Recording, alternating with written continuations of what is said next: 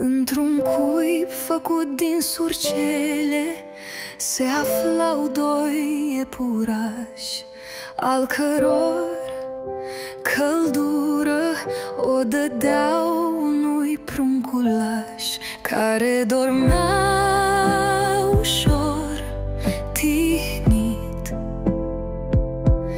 în lumea viselor dormind.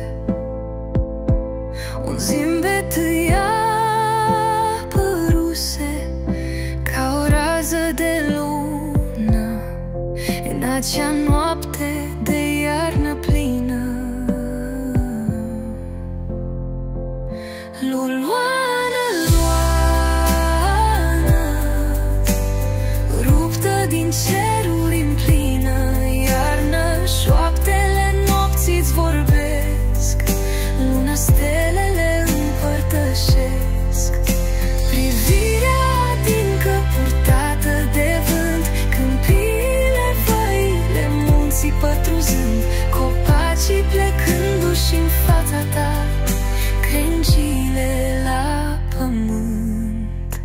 Izvoarele îți fac cărare și când plouă e ca și o sărbătoare.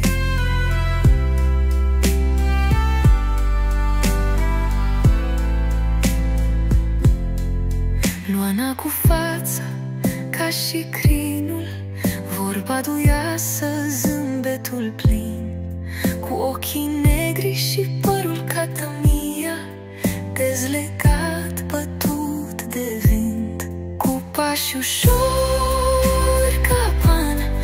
Unde ești, Luana? Și luna își ascunde raza în fața ta, Luana.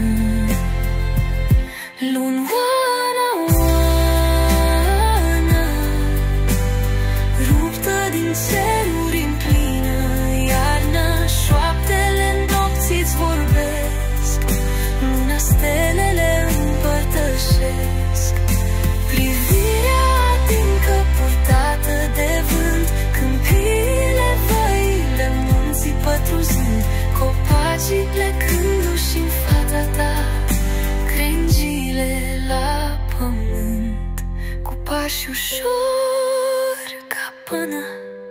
Unde ești, Luana? Și luna își ascunde raza în fața ta, Luana.